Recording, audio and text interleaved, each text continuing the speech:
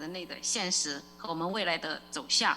那这3个共同的问题，也是我们人文学所关注和尝试回答的问题，同时也是咱们历史学关注和尝试回答的问题。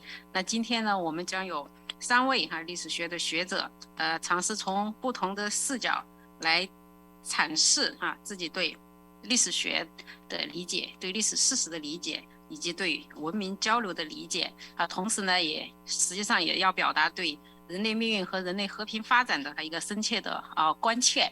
那首先呢，我们有请韩国天主教东北亚平和研究所的金基协先生发表演讲，他的题目是后国家时代的历史学。那金先生讲完以后呢，会由中国社会科学院古代史研究所的徐玉华先生做评议。那下面有请金先生发表您的演讲。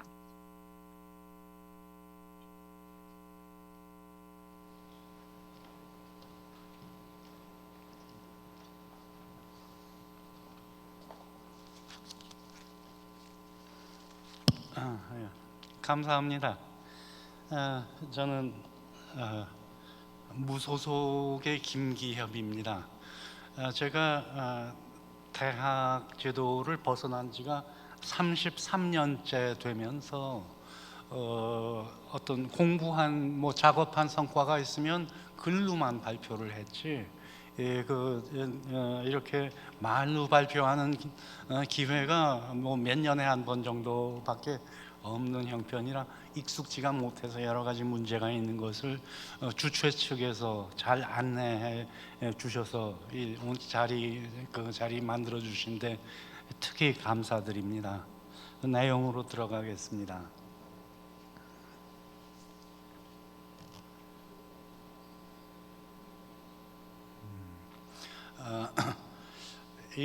제 발표에서 중심이 되는 개념은 열린 세계관과 닫힌 세계관 사이의 선택의 문제가 됩니다. 그 중에서 첫 번째 주제로 잡은 그 주제를 설명하는 데는 울리히 베크의 그 이야기를 인용했습니다.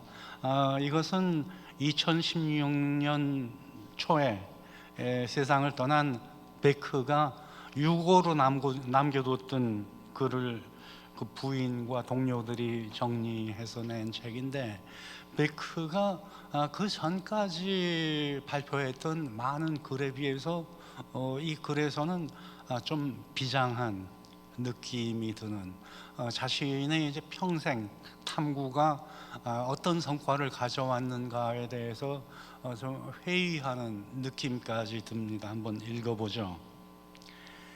나는 단연간 사회학을 강의하면서 현대사회의 변화를 연구해 왔으면서도 간단하고 피할 수 없는 하나의 질문, 우리 눈앞에서 일어나고 있는 세계적 사건들의 의미가 무엇인가 하는 질문 앞에서 파산을 고백하지 않을 수 없습니다.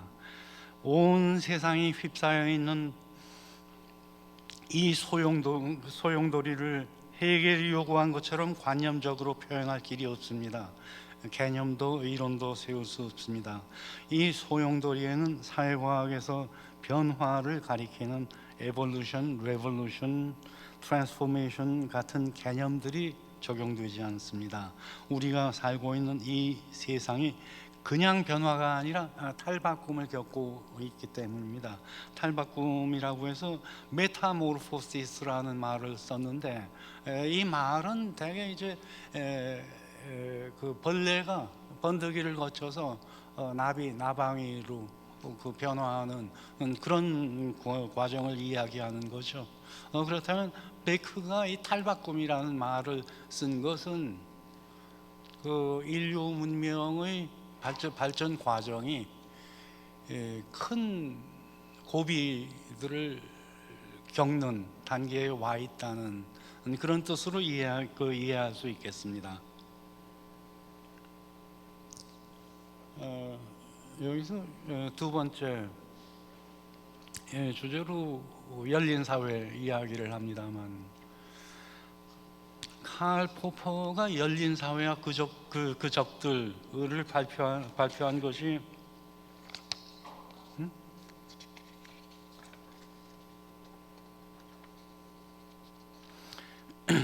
발표한 것이 45년 2차 대전이 막 끝났을 때였죠.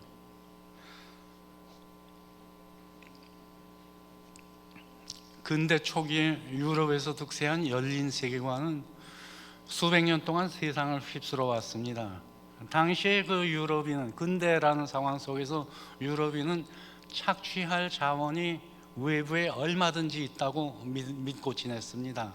그런데 이 사실이 그렇지 않음이 드러났기 때문에 세계대전이 거듭거듭 일어났던 것인데, 그럼에도 불구하고 오랫동안 익숙해진 외부에 대한 기대감이 사라지지 않았기 때문에 결국은 그 지구 바깥을 바라보는 상황까지 있었죠.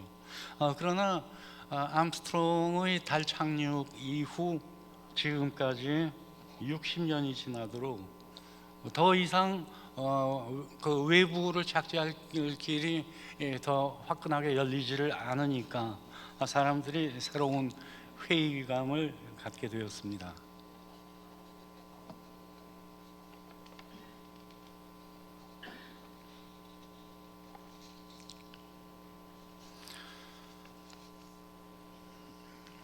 열린 세계관에 입각한 국제 질서를 대표하는 것이 베스트팔렌 체제였습니다. 베스트팔렌 체제의 토대는 국경선을 기준으로 한 배타적 주권입니다. 21세기 시점에서 이 체제는 이중의 위협에 직면해 있습니다. 한편으로는 국제 자본의 성장과 교통, 통신 기술의 발달로 국경선의 실질적인 의미가 흐려지고 있는 것이고, 또 다른 한편으로는 자원, 환경 문제가 어떤 한계를 바라보는데 그 해결에 배타적 주권이 걸림돌 역할을 하는 모습이 거듭거듭 나타나고 있습니다. 그래서 탈국가의 과제는 이 상황에 자극받아서 일어나게 된 것입니다. 제2절에서는 동양과 서양의 차이에 대해서 다시 생각해 보자는 내용을 담고 있습니다.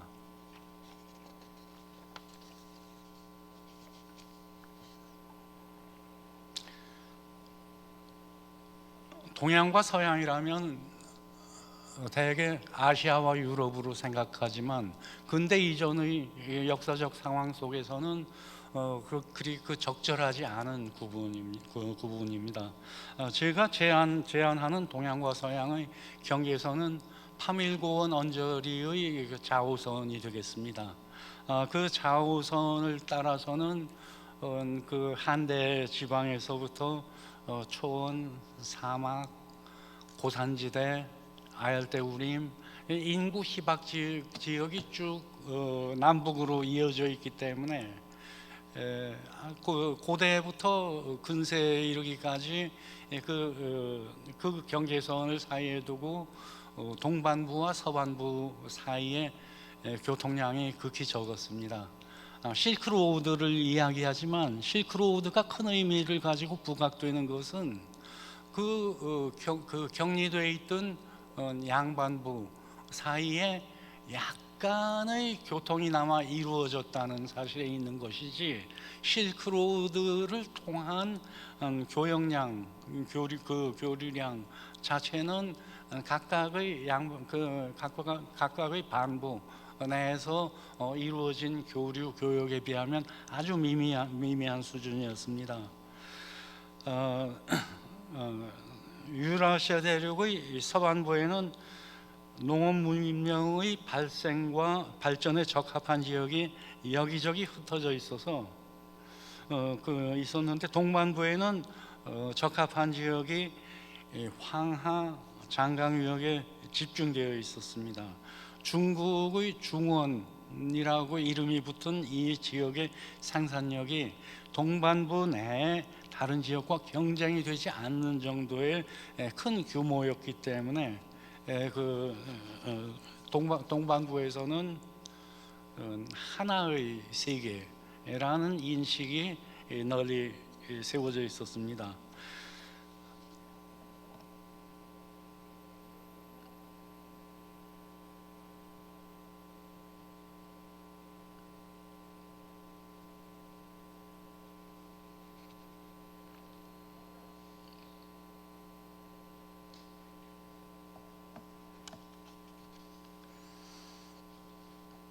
서양에서는 문명 초기 발전에 적합한 지역이 여기저기 흩어져 있었기 때문에 정치적 통합이 어려웠습니다. 유럽인이 정치적 통합 상태로 이야기하는 팍스 로마나 라는 것이 있지만 그걸 세계 제국의 기억으로 가지고 있지만 실제로 로마 제국은 페르시아 제국과 양립해 있었던 상태고 로마 제국과 페르시아가 양립했던 상태, 몇백 년에 걸친 그 상태 이외에는 오히려 더 정치적인 분열이 더 복잡한 상태에 있었고 그런 속에서 생겨난 정치 조직, 국가 조직들은 타자 속에 혼자 달랑 놓여져 있다는 그런 고립감 속에서 배타적 주권을 내세우는 베스트팔렌 체제로 귀결되었던 것입니다.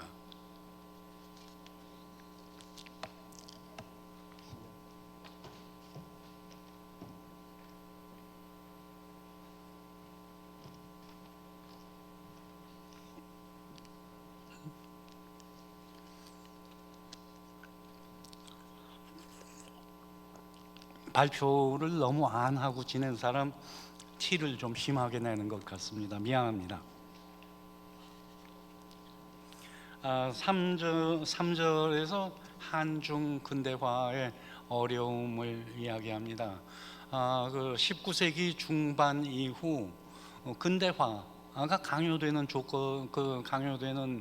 그런 상황이 펼쳐졌을 때 일본이 비교적 빠른 적응을 보인 것에 비해서 한중 두 나라가 훨씬 어려움을 겪었던 사정을 먼저 설명합니다. 동아시아 3국 중 일본이 제일 먼저 서양식 근대화의 성과를 거둔 데는 몇 가지 이유가 함께 작용했습니다. 첫째로 종래 동아시아 천하 체제의 가장 외곽에 있었기 때문에 전통의 저항력이 비교적 약한 편이었습니다. 둘째는 바다를 통해 들어온 서양으로부터 들어온 서세 동점의 물결을 정면으로 제일 먼저 맞이하는 위치에 있었습니다. 그리고 또 하나 앞의 두 가지 이유에 비해서 지금까지 좀 경시돼 왔는데 19세기 중엽 당시에 일본은 새로운 변화에 능동적으로 대처할 만한 생산력과 조직력을 상당히 잘 갖추고 있었던 것이 사실입니다. 이 세 나라에 함께 떨어진 근대화의 과제 중에 1차적인 문제고 또 핵심적인 문제가 근대 국가로의 그 전환이었습니다. 이 과제에서 특히 중국과 한국이 일본보다 큰 어려움을 겪었던 것입니다.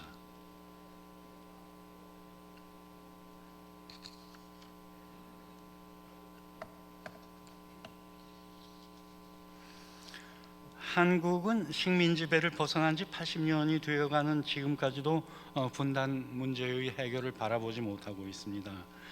배타적 민족주의의 해소라는 장기적인 과제라고 할 수 있고 거시적인 과제라고 할 수 있는 과제가 민족 통일이라는 당장의 단기적 과제에 가려져 있는 불안정한 상태에 아직까지도 놓여 있는 것입니다.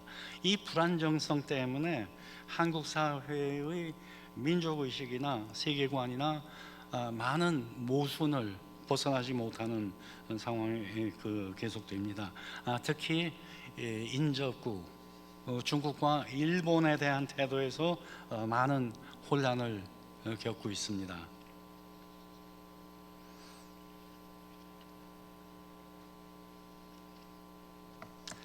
한편 중국은 어쩌면 한국보다 일본은 말할 것도 없고 한국보다도 더 어려움을 겪은 것이 이제 근대국가라는 것이 대개 민족국가의 형태를 띠었기 때문에 다민족 사회를 품고 있던 중국에게는 특히 어려운 과제가 되었습니다. 중국은 신중국에 들어선 후 통일 다민족 국가를 표방해서 좋은 성과를 거뒀다고 봅니다. 다른 대형 다민족 국가 러시아나 미국과 비교한다면 거의 누구든지 쉽게 인정할 수 있는 훌륭한 성과죠. 비교해서 본다면 상당히 좋은 성과를 거뒀지만 그러나 이 문제의 부담은 완전히 없어지지 않고 계속해서 남아 있습니다. 지금도 중국을 적대시하는 세력들이 민족 문제를 계속 걸고 넘어지는 것은 이 구조적 안정성에 불안감이 남아 있다고 보기 때문에 그 문제를 계속 걸고 넘어지는 것으로 볼 수 있겠죠.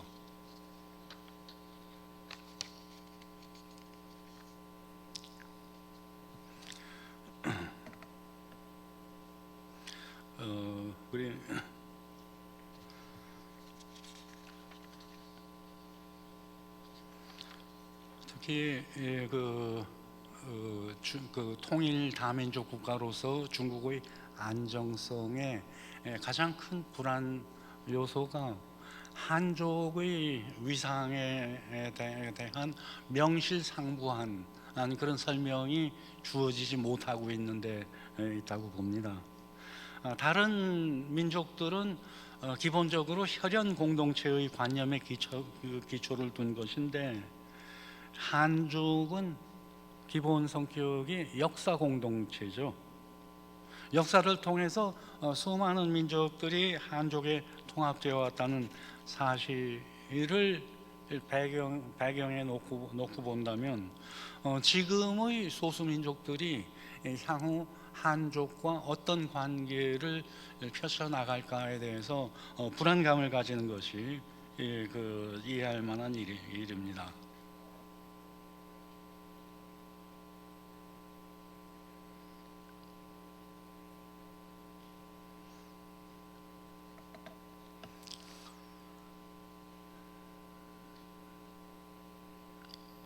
(19세기) 후반부터 (20세기) 전반까지 외세의 침략에 시달려온 중국과 한국이 1945년 이후 자리되기에 들어설 때 두 개의 지표가 엇갈려 있었습니다. 이 두 개의 지표 사이에 또 모순되는 점을 어떻게 해소해 나갈까 하는 게 중요한 과제로 존재하죠.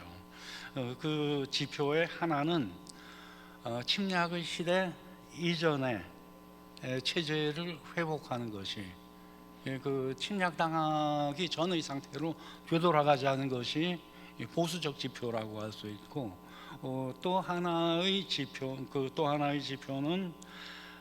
이 근대국가 건설의 과제 서대동정의 상황 속에서 제기된 이 과제를 계속해서 완수해 나가는 이것은 진보적 지표라고 할 수 있습니다. 이 두 개 지표가 가지고 있는 근본적인 모순의 가능성을 어떻게 소화해내는가 하는 것이 그 각각의 국가를 꾸려나가는데도 그 중요한 열쇠가 될 것이고, 또 상호 간의 관계를 편안하게 순탄하게 그 펼쳐나가는데도 역시 열쇠가 될 것으로 봅니다. 제4절에서는 유럽을 제자리로라고 해서 이것은 19세기에서 20세기까지 세상을 풍미했던 유럽 중심주의 또는 이제 서양 중심주의의 풍조를 어떻게 그 풍조가 어떻게 급급해 나갈 것인가 하는 걸 바라보는데, 제일 먼저 간단한 중력의 법칙에 비추어서 살펴봅니다.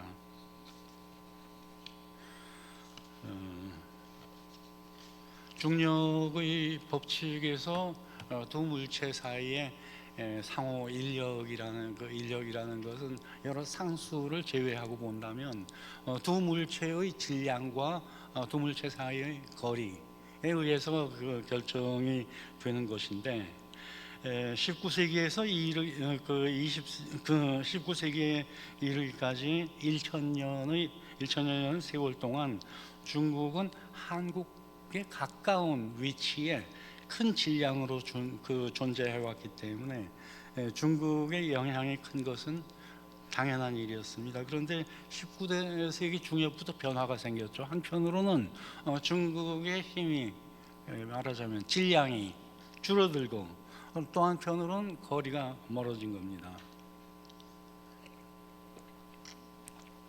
두 사회 사이의 거리를 결정하는 데는 여러 요소들이 함께 작용하는데, 지리적인 길이 몇 킬로미터다 하는 것은 그 중에 한 가지일 뿐이고,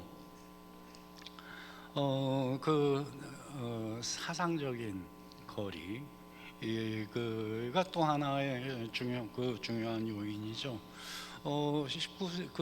이 서세동점의 시대에 와서 그 전에 하나의 사상 체계를 대략 공유하던 상태를 벗어나서 둘 다 서양식 사상 체계로 비중을 옮기게 되면서 그 사상적인 거리가 멀어졌던 거죠.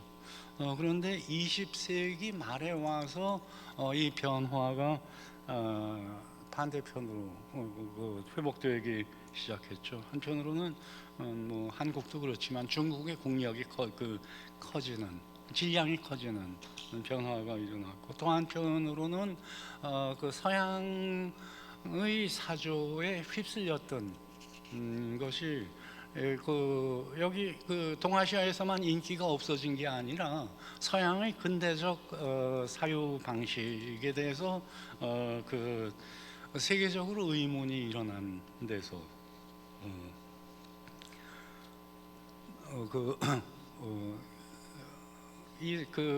한중 동아시아 각국 사이의 거리를 상대적으로 멀게 만들었던, 사상적 거리를 멀게 만들었던 요인이 또 해소가 된 것입니다.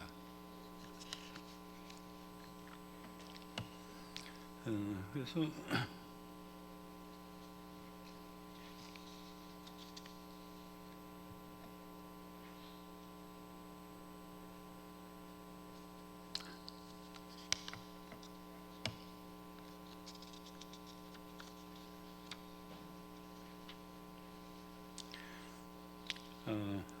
서세동점 현상이 이제 과거로 지나간다고 보는 관점에서 볼 때, 서세동점 현상이 경제력과 군사적으로만 나타난 것이 아니었습니다. 이 사상면에서도 이 서세동점이 어떻게 나타났나 하는 거가 사이드의 오리엔탈리즘에서 바로 지적이 된 셈인데, 그 후에 그 방향의 연구는 계속해서 많이 진척되고 있습니다. 특히 인도의 서발턴 그룹이 그 눈에 띄죠.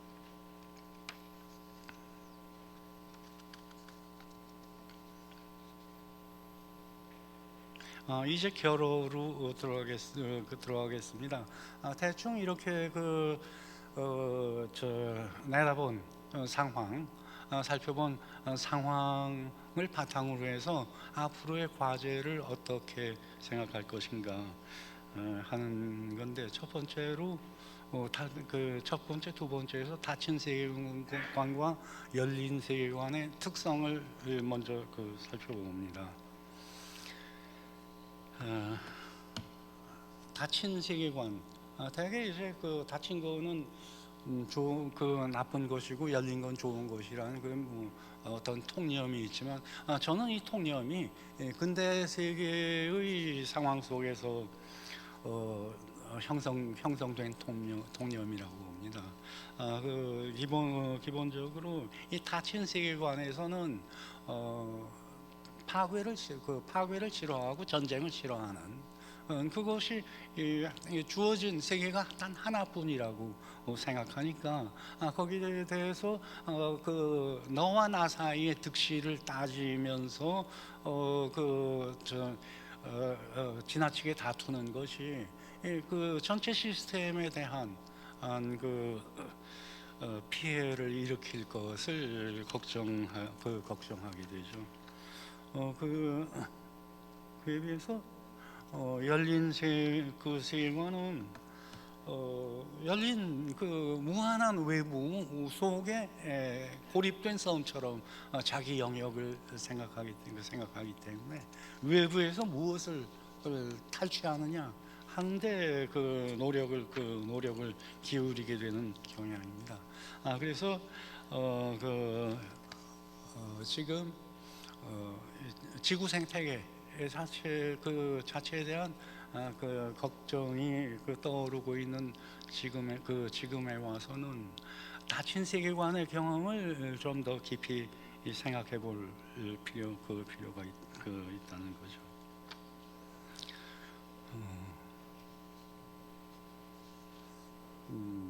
단 하나의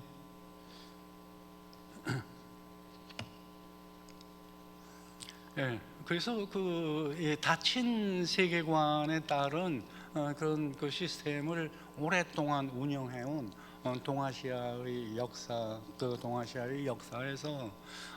다음 단계 인류 사회가 참고할 점이 지금까지 어렴풋이 대충 생각해온 것에 비해서 많이 있겠다는 거죠. 그리고 여기 발표문에 적지 않았지만 시간 한 2, 3분 좀 초과되더라도 꼭 덧붙이고 싶은 이야기가 있는데,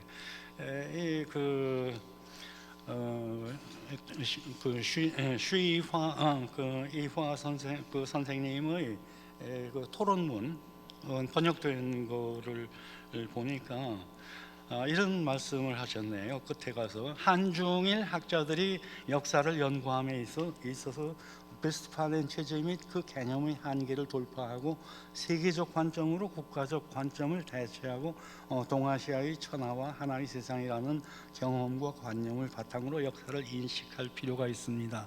제가 제 뜻을 잘 이해해 주신 건데, 이렇게 요약하신 걸 보니까 좀 덧붙여서 설명해야 할 필요를 느끼는 건데요. 특히 제가 이 발표문을 제출한 뒤에 관련된 작업을 계속하면서 절실하게 느낀 겁니다. 뭐냐하면 이 열린 세계관, 닫힌 세계관, 또 국가적 관점, 세계적 관점, 이것을 어떤 평면적인 대립으로 볼 일이 아니라는 거죠. 국가적 관점이 너무 지배적이었던 상황을 벗어날 필요는 있는데, 그것이 세계적 관점으로 대치하는 것이 아니라 국가적 관점도 새로운 세계관 속에선 상당한 비중을 유지하되 절대적인 비중은 이제 내놓고, 그리고 세계적인 관점과 함께 각 지역에 그 국가라는 정치 조직을 가지지 않았던 제3세계 지역들도 많은데, 그런 지역들에 대해서도 개별적인, 결국은 국가라는 차원에서 뭉뚱그렸던 것을 벗어나서 퍼티큘러리티 차원에서는 개별적인 현상들을 더 많이 이해하도록 노력하고, 그걸 또 유니버설리티 차원에서 세계적 관점을 묶어내는, 그러니까 지금 단순한 국가주의를 벗어나서 이 세계층의 국가 아래층의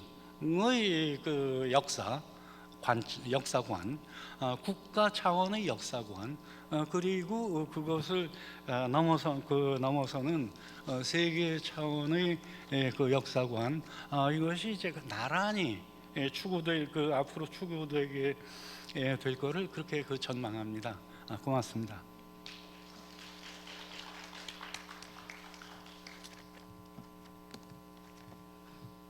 非常感谢金先生给我们作为精彩的报告以及他的演讲，而且非常的深刻的提出了自己关于中日韩三国在这个近代化的转型的过程当中不同的历程面临的不同的挑战，以及目前可能面临的一些需要解决的不同的问题。尤其我也特别赞赏金先生提出的，我们在考虑或者在解决面临现在的一些困境的时候我们需要走出这个国家主义的观点以一种更加宽广的这个视野最好能超越这种国家主义的观点，可能是有助于问题的解决非常感谢金先生。那下面我们有请中国社会科学院古代史研究所的徐玉华先生做评议有请。好的，首先感谢金基协先生发表了一个后国家时代的历史学一个非常精彩的一个演讲金基协先生认为呢，随着世界科技的发展、商贸的发展以及社会组织形式的变化，人类社会呢已经进入一个新的时期，远远超出了原有的国界的限制。相应的学术考察的基点呢也要进行调整，从以往的国家视角转往世界的视角。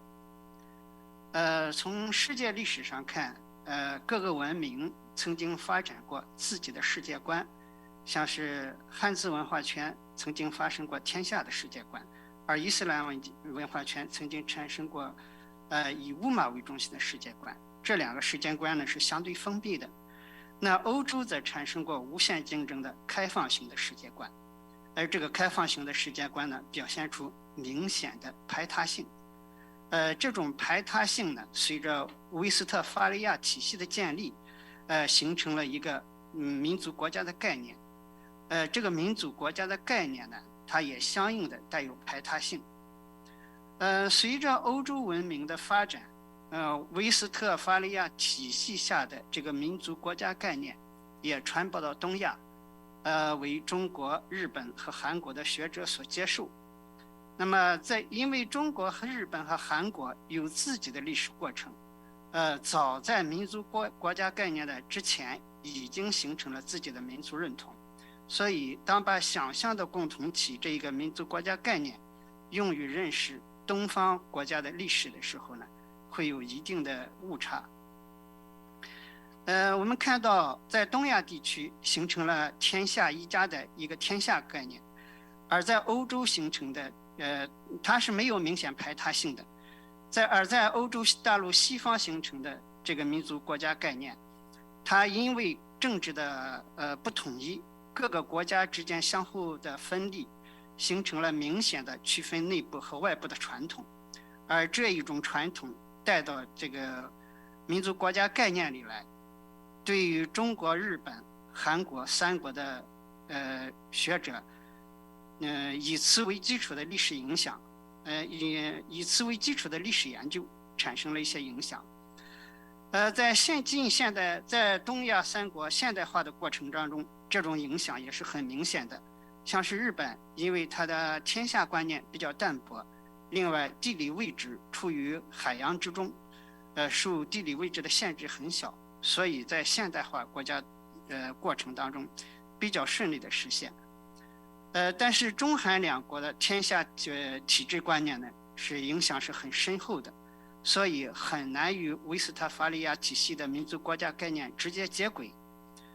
而在目前来看呢，韩国因为政治统一的需要，会刺激民族的排他性。另外，中国呢，因为民族发展的不平衡，在这个威斯特伐利亚民族国家概念的影响下，也会产生一些负面的影响。作为国家之间的关系来说，它取决于2个因素，一个是国力的大小，二是距离的远近。国力越大，相互之间的吸引力会越强；距离越近，相互之间的交流越多。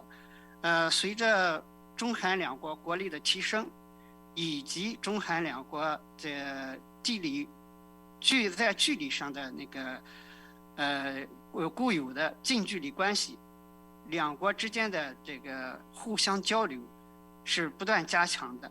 那么相应的，威斯特伐利亚体系的这个民族国家概念的影响也会越来越突出。那么中日韩三国，在历史影响，在历史研究当中，应该摆脱这种国家概念的影响，不再套用这种概念，告别互相对立的历史观，以及非黑即白的历史观，而把天下和一个世界的历史经验加入到历史研究当中，使大家基于一个共同的超越国家的概念来进行历史分析。金先生的论文以威斯特伐利亚体系的国家概念为基点，考察了中日国三国的历史状况和历史学研究情况，提出要超越原有的概念，建立更广阔的基点。金先生我们这一篇文章呢，有提供了一些我们值得思考的地方，它有一些很好的，比如说摆脱原有概念，把各个国家的历史背景纳入到考察概念的过程当中去，而建立更富于适应性的概念，同时提出了超越国家的视角，而把人类历史文化的共性因素作为那个研究的起点，为历史学参与现实思考和为人类的未来发展提供经验，提供了一个良好的视角。那么同时金先生那个提出的这个问题，因为是一个非常宏大的问题，它不仅仅是需要历史学参与的，同时它也需要现实当中各个国家在互相认同和交流当中进行相应的调整。所以金先生提出的不仅仅是回顾过去历史的问题，更是对未来的预期展望的一个问题，是我们需要仔细思考，把历史学更好的为人类社会的未来提供服务的问题。好，谢谢。非常感谢哈，徐华先生的那个评议哈。经过徐华先生的评议哈，我们对金先生的那个演讲有了更为深入的一个认识啊，非常感谢啊，谢谢。我们第2位要发表演讲的先生是中国社会科学院古代史研究所的戴润红先生，他的题目是3到9世纪东亚知识的交流与大写数字的使用。下面有请戴先生。尊敬的主持人，尊敬的各位先生、女士们，下午好。感谢第8届中韩人文学术论坛组委会，让我有机会参加此次论坛，分享自己的学术研究成果。我今天要讲的题目是3至9世纪东亚知识的交流与大写数字的使用。我们这届论坛的主题是未来社会与人文学，好像这2者之间并没有直接的关系。然而呢，俗话说知来路，明去路。历史呢，就像一面镜子，它照亮现实，也照亮未来。研究历史呢，能够帮助我们更有信心迎接未来，来应对未来的挑战。关于这个题目呢，就是大写数字。我想作为我们这一辈的中国人来说呢，并不陌生。在我们去银行或者是去签订买卖协议，尤其是比方说是大宗的买卖协议，比方说买房的时候的这种签协议的时候呢，总会使用这个大写的数字。关于大写数字的这样子的一个起源与运用，从宋代以来呢，就有学者呢进行探讨。比方说宋代的这个王观国还有洪迈，然后还有这个陈大昌，他们都在自己的那个论著中呢都有那个论及。明末清初的这个顾炎武，他在《金石文字记》里面呢就说到呢，就是说这个数字凡作大写1、2、3、4等字呢，都是武后所改，也就是说，都是他认为是武则天所改的。当然，这个说法呢，现在已经有很多学者进行了一个辨别哈。然后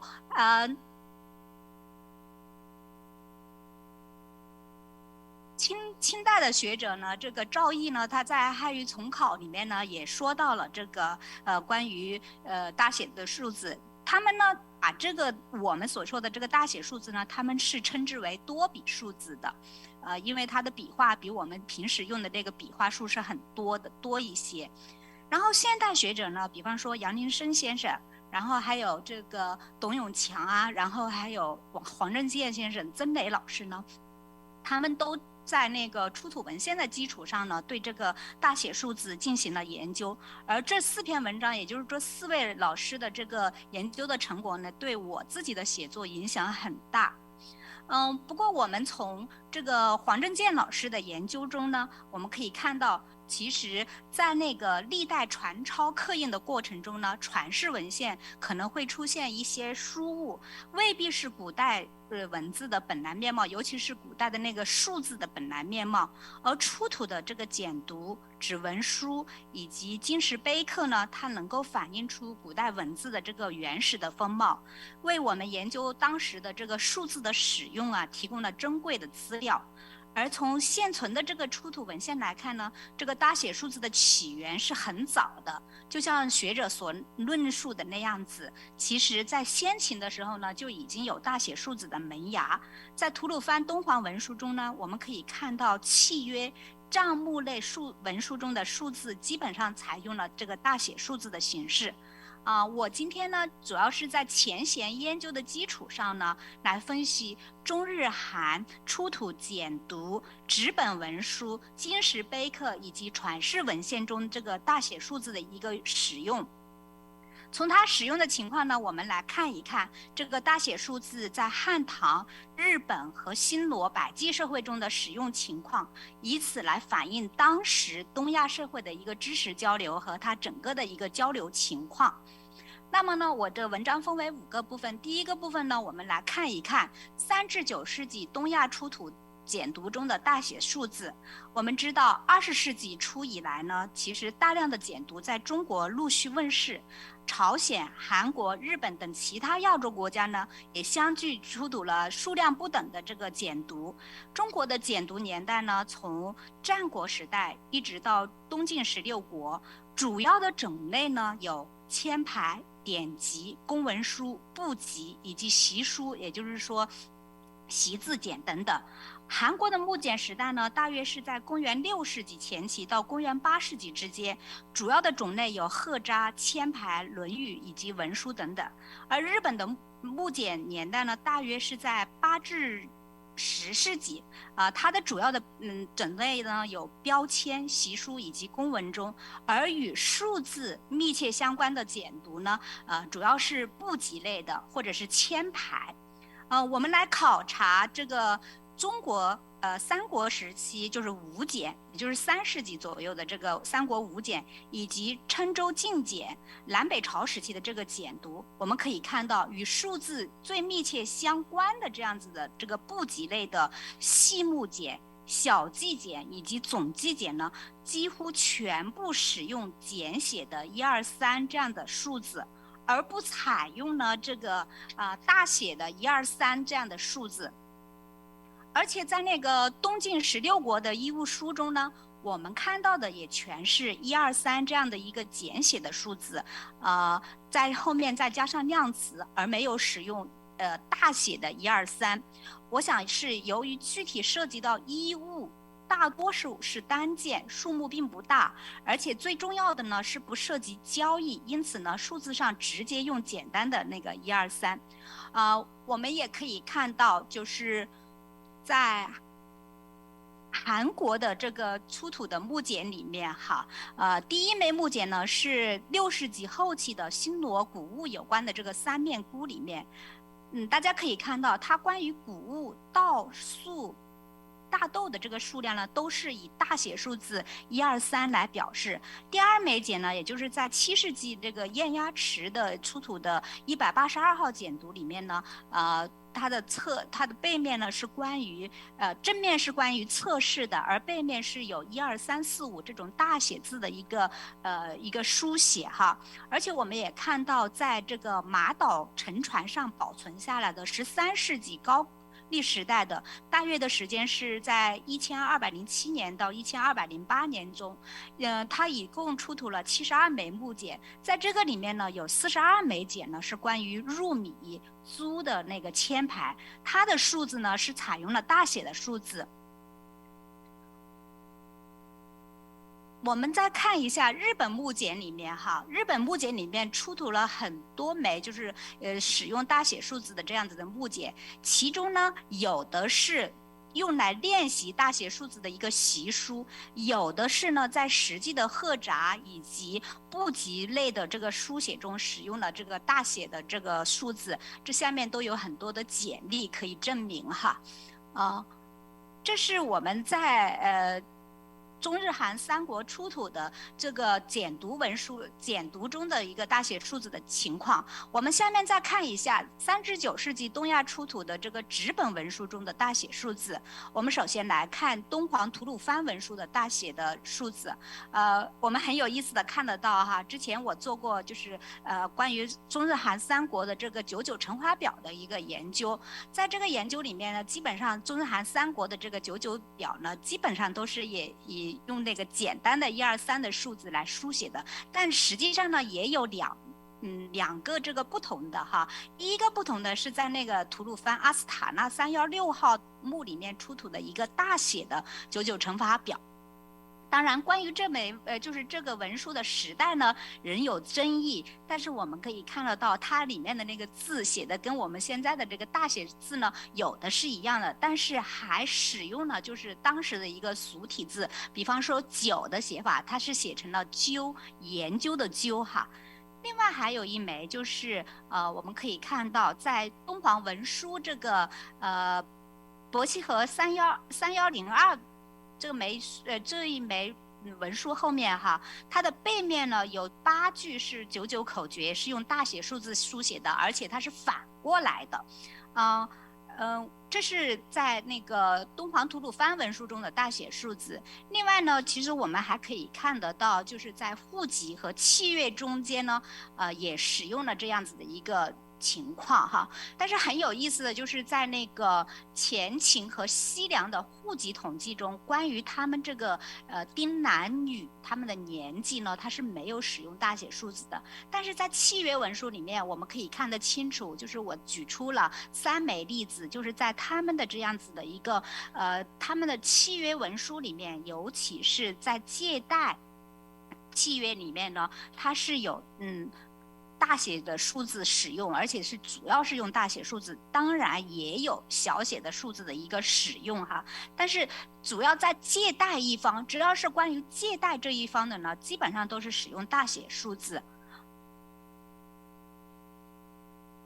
另外呢，就是在我们也可以看得到，就是在那个西魏的集账文书里面呢，就发生了一些变化，就跟以前的那个前梁和西梁的那个户口簿里面呢不太一样的地方，就是在西魏的集账文书里面，它登记年龄呢也是使用那个大写数字，在契约文书里面呢，也基本上也使用了大写的数字，当然也有小写数字的一个运用哈，而且我们总结当时的这样子的一个文书的使用，可以看到，就是直到高昌的延和时期，后世系统化的大写数字呢还没有完全形成。不过在敦煌吐鲁番出土的这个唐代的文书中呢，可以看到，就是凡是出现会计账目以及借贷契约的钱物数量、规格乃至期限等事项呢，都已经使用了大写数字这样的记录。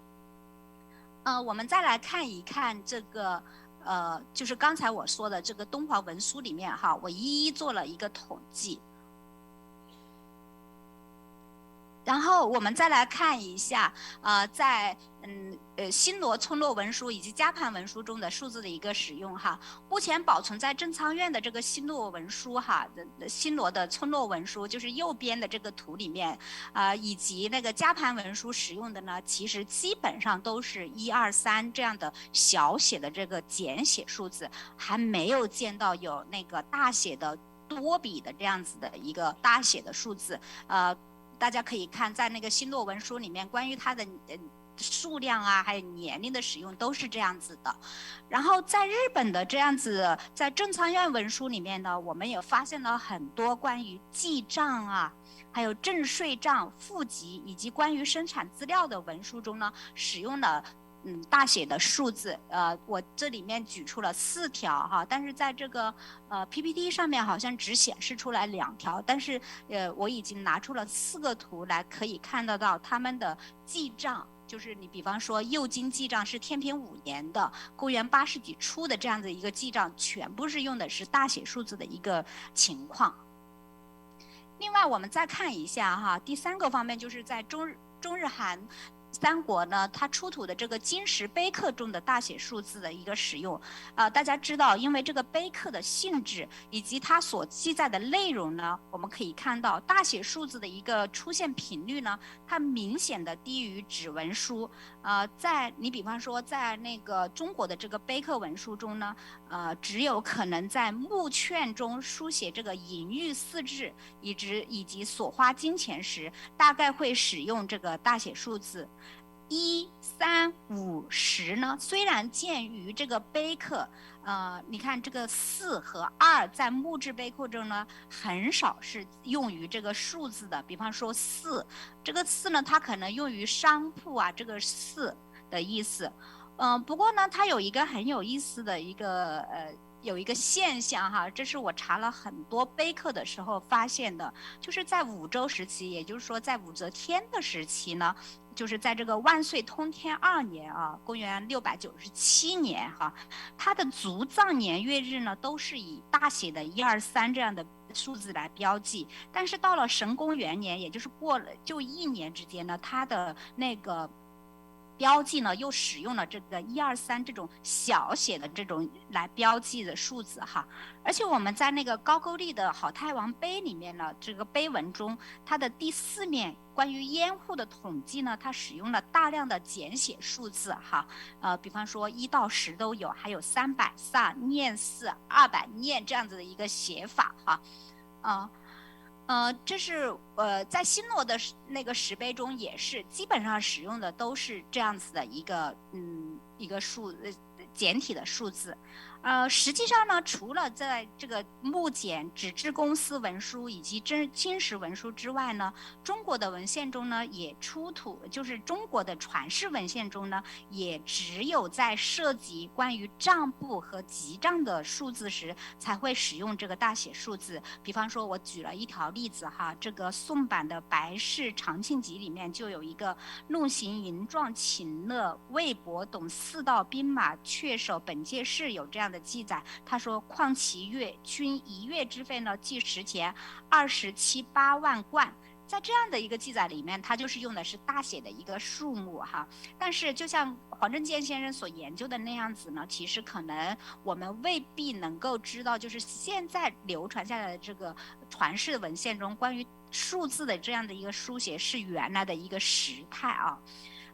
而且还有一个很有意思的一个记载，就是我们可以看到日本最早的史书就是在那个古事记里面，当然古事记的成书年代是712年，在712年成书的这个古事记里面提到古代天皇的年龄以及他的在位年数的时候，都使用了大写的数字。我这里面举出了很多例子哈，大家可以看得到。但实际上呢，在那个在720年成书的这个日本书记里面呢，它是使用的是相关的记载，它都是使用的是小写的一个数字。我想呢，这个里面的原因，我认为呢，可能是与712年成书当年的这个日本朝廷哈，对大写数字可能有某种规定是有关的。我们上面呢就讲到了，就是总结了很多，搜集了很多关于这个3到9世纪东亚的这个大写数字的一个使用情况。其实关于这个，大家可以看得到，就是我们其实在中国、朝鲜半岛以及日本列岛都可以看得到，它这种大写数字的一个使用，它有一个发展的一个变化规律。但是这种的一个交流的路径呢，其实是大家一直也很关注的一个问题哈。下面我探讨一下这个东亚地区的这个3到9世纪的一个知识交流的一个路径。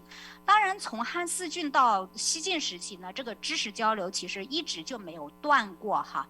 而且就是在汉武帝建立汉思郡的时候呢，这个中国的简读文化应该是向朝鲜半岛有一个极大的一个，就是一个极深远的一个辐射哈。在魏晋时期呢，这个中原士人呢，也是有很多这个辽东进入到了这个朝鲜半岛，将中原的文化呢再次带入。我们也可以看到百济和新罗的文化呢，它其实早期是深受这个乐浪和代方郡的一个影响哈。当然，在中国的就是在中国的文献里面，我们也可以看得到百济与这个南北朝隋唐的交好与知识交流。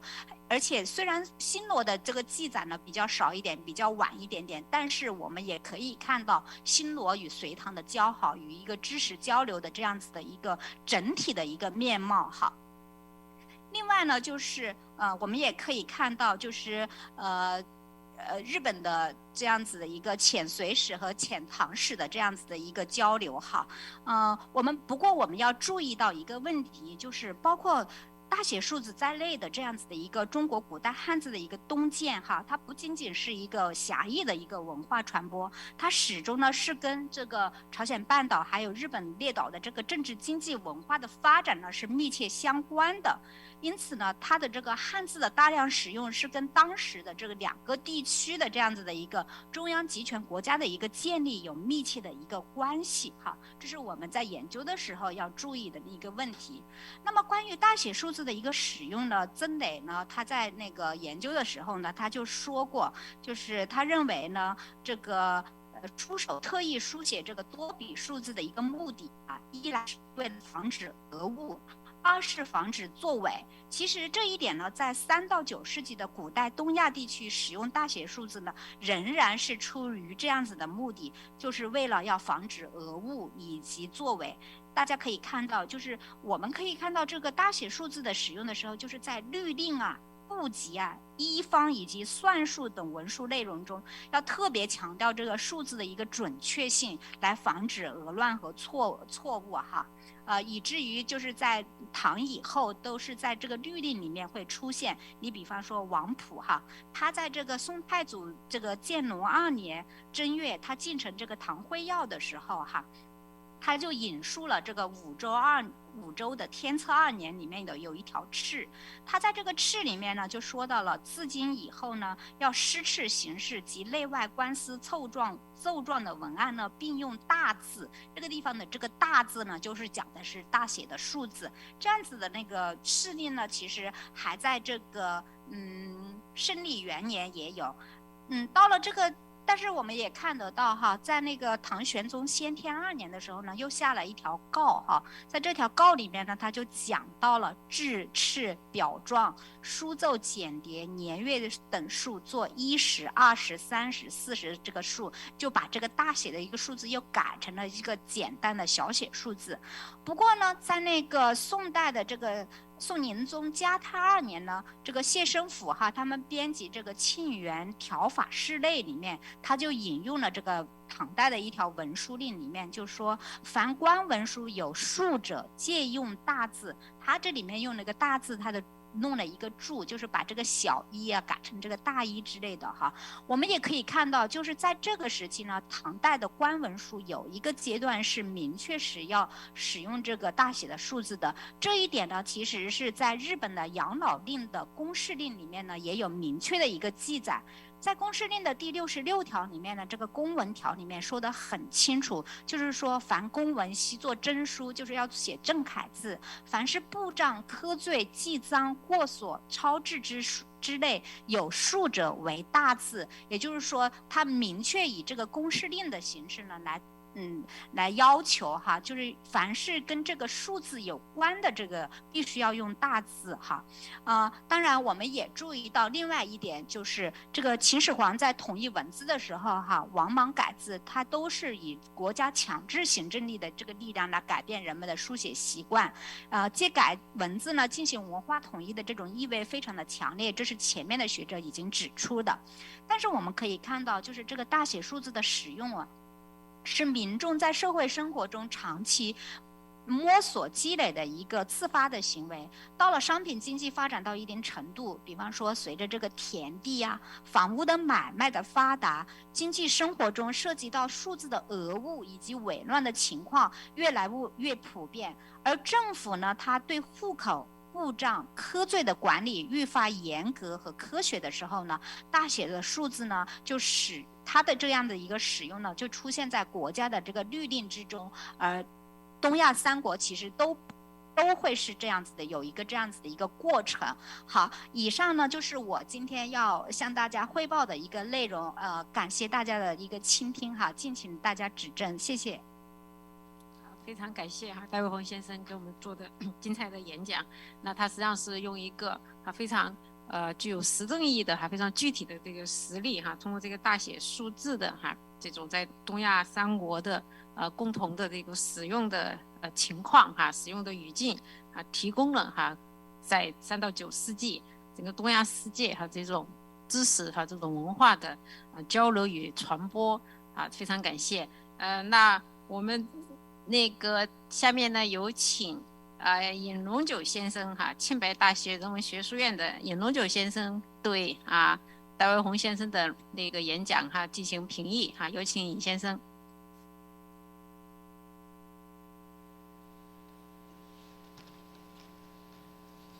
네, 제 PPT 좀 띄워주세요. 토론. 예, 안녕하십니까. 경북대학에서 근무하고 있는 윤용구입니다. 인사드리겠습니다. 예, 토론 PPT가 준비되는 동안 먼저 인사 말씀드리겠습니다. 오늘 사회를 봐주신 우원닝 선생님, 그리고 오늘 발표해 주신 따이웨영 선생님, 아주 오랜 친구입니다. 코로나 때문에 우원닝 선생님 3년 만에 만나게 돼서 너무 반갑고, 이건 통역하지 마세요. 중국에서 정말 그 천재급에 속하는 그런 이제 지난시대 연구자시고, 사회과학원의 지금 역사연구소에서 넘버 2에 해당되는 그런 분이십니다. 그다음에 따이웨영 선생님은 석사를 마치시고 성균관대학에서 2년 방문학자 생활을 하셨고요.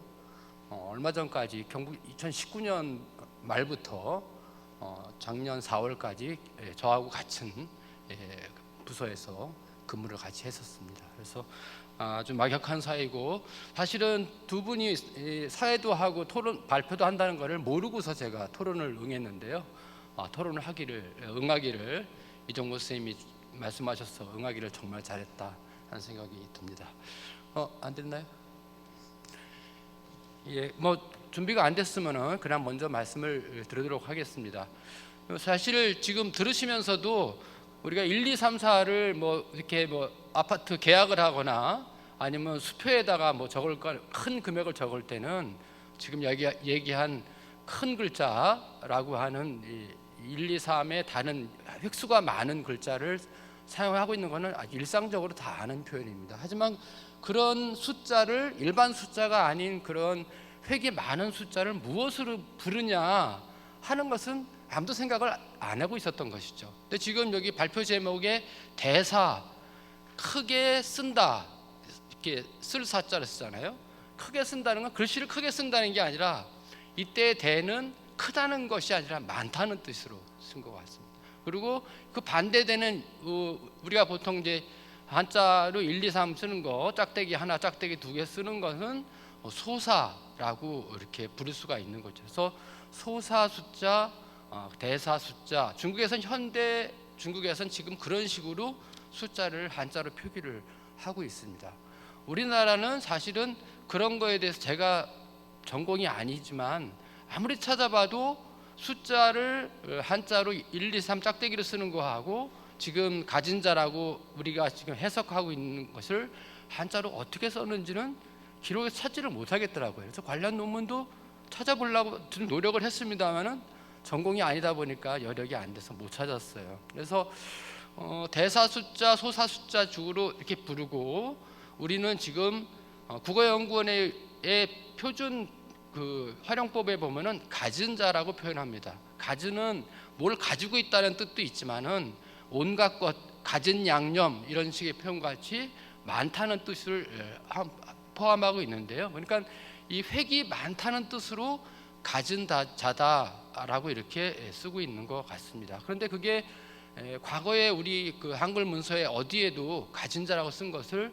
확인하지는 못했는데 어느 순간부터 저걸 가진 자라고 부르자라고 한 거는 분명한 것 같습니다. 그래서 우선 그 개념부터 먼저 그냥 저도 잘 모르는 부분이어서 조금 이 토론을 준비하면서 찾아봤다는 뜻으로 먼저 말씀을 드리고요. 그 다혜영 선생님은 뭐 말씀하신 대로 일반 숫자와 다른 그 대사 숫자의 그 활용을 우리가 지금 그래 막연히 옛날부터 썼을 것이다라는 것이 아니라 이미 선진 시대 때부터 쭉 써서 위진남북조 시대를 거쳐서 당대에 와서 보편화되고 그 뒤에 송대에 와서는 법제화된다는 이야기를 합니다. 일반적으로 우리가 인터넷에서 가진 자의 유래 이렇게 치면은 두 사람의 인물이 떠옵니다. 하나는 그 측천무 무측천이고요. 또 하나는 주원장입니다. 송대 하나들 세운 주원장인데요. 무측천 때에 이것을 민간에서 쓰고 있던 것을 보편적으로 사용하도록 강제한 그래서 보편화를 일으켰다는 것에 무측천의 의미가 있고 주원장은 그것을 법제로 상거래에서는 반드시 이 가진 자 대사로 쓰도록 대사 숫자로 쓰도록 강제한 것이 이제 일반적으로 기록이 많이 남아 있어서 그런데요.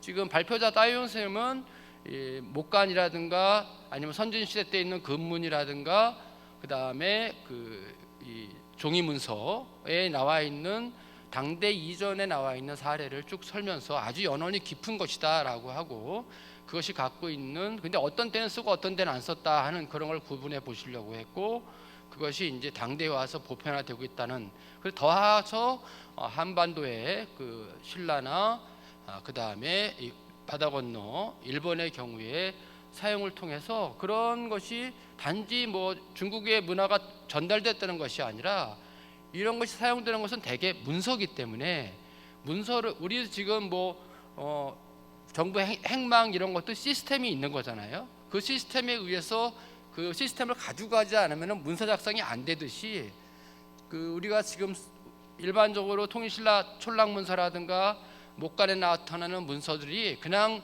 머릿속에서 구상해서 자연 발생적으로 만든 것이 아니라 사실은 그런 문서 행정을 중국에서 받아들여서 삼국 같은 경우는 고구려나 백제가 먼저 받아들여서 신라로 넘어가고 그것이 일본으로 갔기 때문에 저것이 나타난다는 것은 그런 문서 행정의 체계가 체계적으로 전파되고 그것을 수용했다는 측면을 강조하고 계신 겁니다. 그래서 대사 숫자의 역사적인 추이를 설명함과 동시에 동아시아 삼국이 문서 행정의 일정한 흐름을 가지고 있다라는 것을 이제 주된 논제로서 말씀을 해주셨습니다. 따영 선생님에 대한 소개는 아까 좀 드렸고요. 지금 사회과학원의 위진 남북조 연구실의 주임이십니다. 우리로 말하면 뭐 부장, 실장 이런 정도 되겠죠. 그래서 북이사를 원래 전공하셨고요. 지금은 한대부터 당대까지 연구폭을 넓히면서 특히 이런 이제 땅속에서 나오는 새로 나오는 문자와 관련된 연구를 주된 자료로 해서 연구를 하시고, 우리나라 백제나 신라 목간에 대해서도 중국에서 처음으로 전문적인 연구소를 내신 바가 있습니다. 오늘 중국어로 발표를 하셨습니다마는 한국어도 아주 능통하게 하시고, 지금 아마 통역하신 선생님께서 중국어로 통역을 계시겠지만 따이영 선생님은 아마 제 말씀을 다 그냥 알아들었을 것으로 알고 있습니다. 토론자여서 그냥 형식상 질문을 간단하게 3가지만 드리도록 하고요. 이 토론문은 이미 제가 작성해서 주최 측에도 보내고 필자한테도 제가 보낸 바 있습니다. 그래서 오늘 발표 내용을 보니까 선생님께서 제가 질의하신 내용에 대해서 조금 보충을 해서 발표도 하신 것 같아요.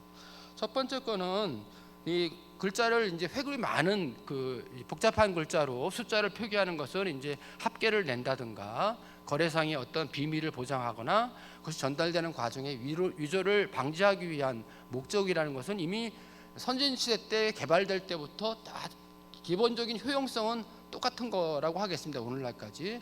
그런데 이것이 실제로 지난 시대에 수없이 많은 문서에서 나타나지를 않고, 아까 얘기한 대로 중국의 삼국시대 오나라 때의 문서에서도 나타나지 않고, 동진 때 문서에도 중국의 문서, 남쪽에서 동진에서의 문서에서도 나타나지 않고, 5, 16국 시대의 문서에서 지금 아스타나 몇 호본에서 나온 거에 일부 보이는 것이 흔적이 있고, 그 다음에 이제 당대에 보편화됐다는 그런 말씀을 하고 계세요. 근데 사실은 그 효용성을 중시한다고 하면은 그것이 일찍 정착될 수 있었음에도 그것이 개발된 지는 뭐 1000년 가까이 지나서야 그것이 정착되는 이유는 어디에 있는지를 제가 질문을 드렸습니다. 그거에 대한 답변은 오늘 아까 명확하게 되지는 않았는데 부분적으로 문서의 성격에 따라서 쓴 데도 있고 안 쓴 데도 있다고 말씀하시고, 그래서 이제 조금은 이해하지만 답변은 정확하지 않게 된 것 같습니다. 두 번째는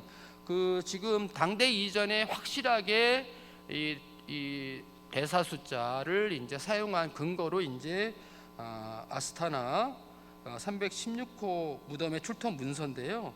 이것이 당초에 처음 발견됐을 때 50년대 초에 발견됐을 때는 대개 이 6세기, 7세기 때 것으로 설명을 하다가 최근에 와서는 4세기하고 5세기 초 것으로 연대를 지금 변경시켜서 보고 있습니다. 그래서 그것이 현재 지금 대부분의 중국 연구자들의 추세인데 그 이유가 어디에 있는지 그것이 조금 명확하게 되면은 선생님께서 논지를 당대 이전에 조금 더 활발하게 사용됐다는 것을 설명하는 데 중요하지 않을까. 그리고 세 번째는 이제 대사 숫자라는 것은 중국 고전에 나타나는 표현이 아니기 때문에 정근대 시절에 중국에서는 이 가진 자 대사 숫자를 어떻게 한자 표기를 했는지 그것을 제가 여쭤봤는데, 아까 보니까는 여러 가지 문헌을 동원해서 큰 대자, 대자라는 것을 설명을 해주고 계세요. 예, 넘어가게.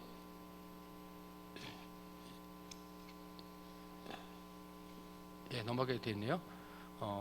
대자를 쓰고 있다는 표현을 하고 계시는데요. 아이고, 뒤에 그림이 하나 더 있는데 잘렸네요. 예, 우리나라에서는 한말에 이유원이라고 하는 사람이 이마필기라고 하는 거에 다필자, 필획이 많은 자라고 해서 다필자라고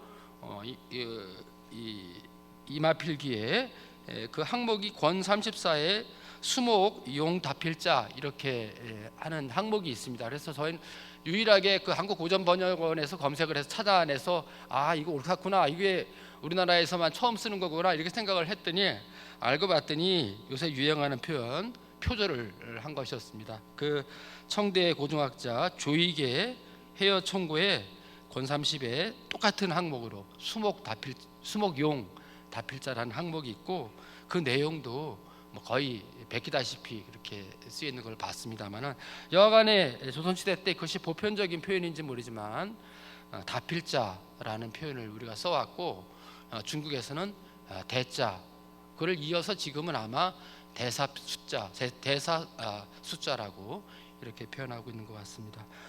사실 이 대사 숫자든 다필자든 이거에 대한 그 논문을 지금 뭐 CNK에서 검색을 해봐도 전문적인 연구는 거의 없습니다. 대부분 이제 그 회계에 관련해서 약간의 그 다필자에 대한 유래를 설명하고 있는 그리고 그 내용은 무측정과 주원장을 얘기하는 정도에 그치고 있고요. 오늘 그 따위영 선생님께서 말씀해 주신 것은 앞으로 이 숫자와 이것이 갖고 있는 역사적 맥락을 이해하는 데 대단히 중요한 연구 성과다 이렇게 말씀드리고 좀 정확하게 말씀드렸네요. 좀 토론에 가름하도록 하겠습니다. 고맙습니다. 非常感谢尹东九先生精彩的点评高度肯定了戴老师他的这个研究同时呢也提出了一些更加深入思考的问题我想这个对戴老师也有很重要的借鉴意义。那因为提了问题，所以我们请戴老师戴先生简要的回应一下尹先生的问题。感谢尹龙九先生的夸赞还有尹先生这个详尽的提出了这个问题，非常的感谢。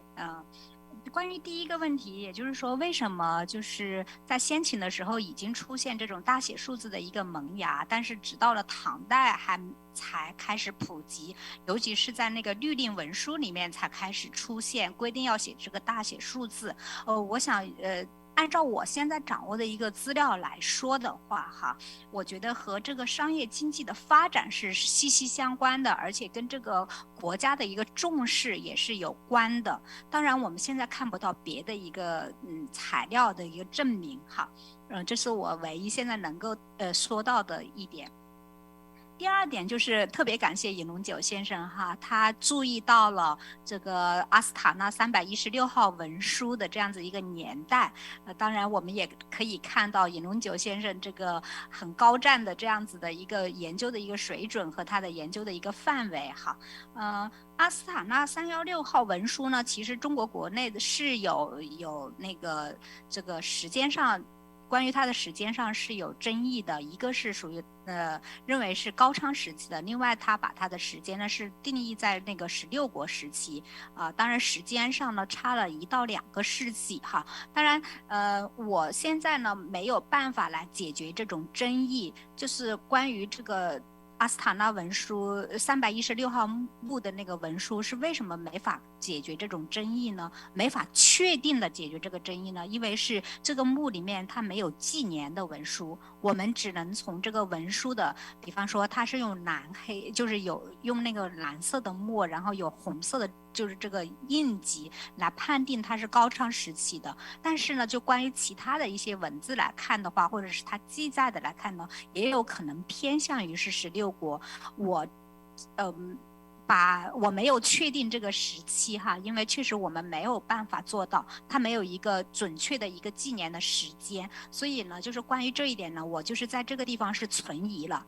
如果像尹龙九先生所说的那样子，它能够算是隋唐之前的也就是说在5世纪左右的文书里面呢，它可以看得到这个大写数字的一个使用。当然我们这一点呢是也可以去肯定的，就是这样子的话对我的例证会更好因为我们也可以看到就是在西魏的时候这个集章里面也有大写的文书大写的数字，这个也是在唐之前总之感谢尹先生注意到这一个就是这个存疑，然后让我也有了就是以后更有去解决这个争议的一个信心第三个呢就是我之前我在这个文章里面也说到了这个关于这个大字我们可以说到为什么有的学者称为多笔数字，但是我是称为这个大写数字。其实在那个唐朝的那个律令文书里面，以及在那个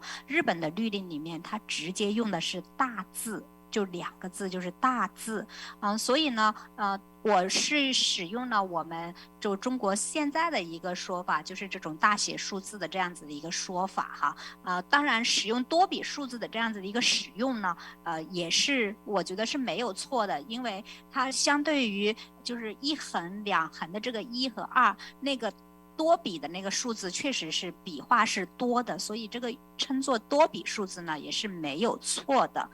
我想是知道这样子的回复能不能就是能不能能解答尹先生的这样子一个提问哈。总之十分感谢尹先生受教了，谢谢。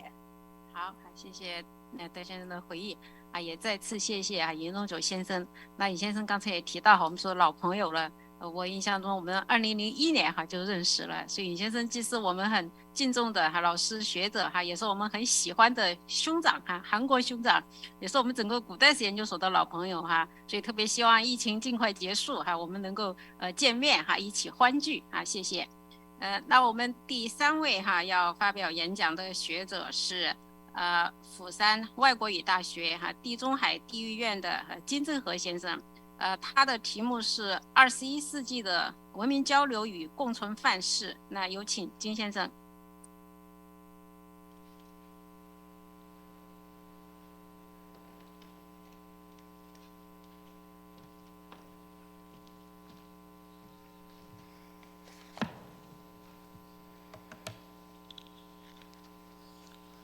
안녕하십니까. 방금 소개받은 부산의고대학교 지중해 지역원 근무하는 김정하입니다.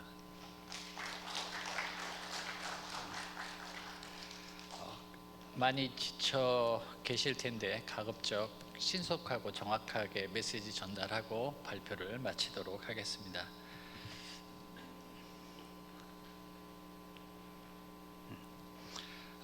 제 발표는 설명보다 여러분이 갖고 계신 원고를 빠른 속도로 읽어 내려가는 걸로 대신하겠습니다. 첫째, 공존의 사회성. 우리는 급변의 시대에 살고 있다. 물질 문명의 발전에 있어 현대의 반세기는 거의 중세 1000년에 비견된다. 세계는 AI, 메타버스, 빅데이터, 반도체의 혁신, 코로나로 인한 온라인 일상화 등의 변화를 통해 점차 조밀해지고 있다. 그만큼 지구촌식 공간의 간극도 빠르게 좁혀지고 있다. 정신의 세계에서도 과거의 경계들은 허물어지고 과거로 돌아볼 때 정신은 과거의 문명을 설명하는 입장에 있었고 이러한 흐름은 오늘날에도 여전하다.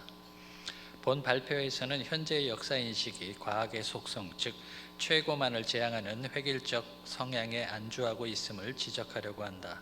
최고는 결코 홀로 만들어지는 것이 아니다.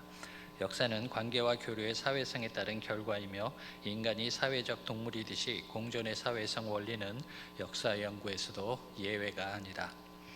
문명 간 교류의 공존 패러다임은 인류의 역사가 다민족 글로벌화의 기나긴 여정이라는 사실을 전제한다.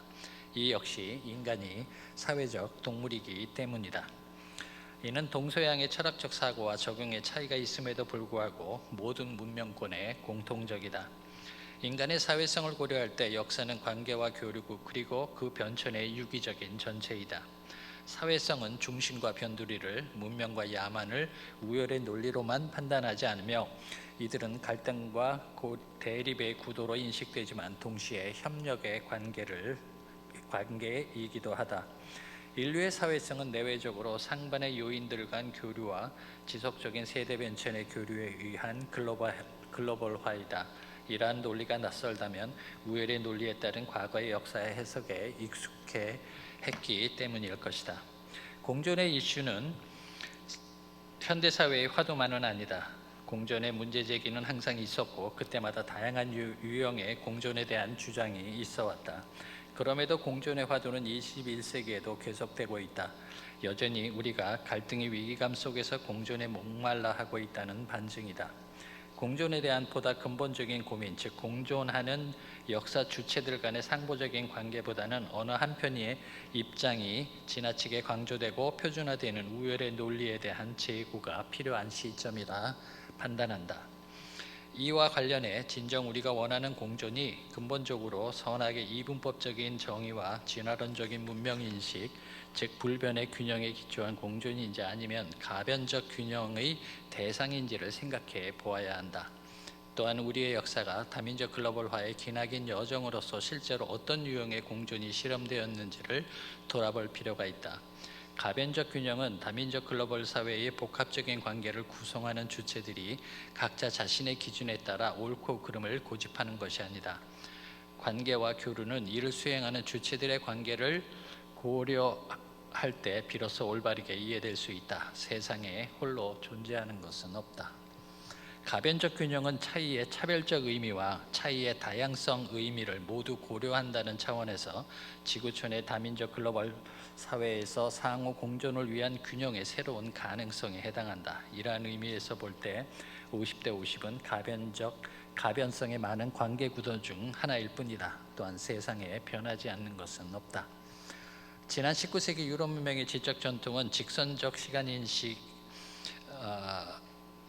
시간인식의 역사 철학에 근거했다. 오늘날에도 유일신 종교 문명의 시간인식은 그들의 역사 연구를 관통한다.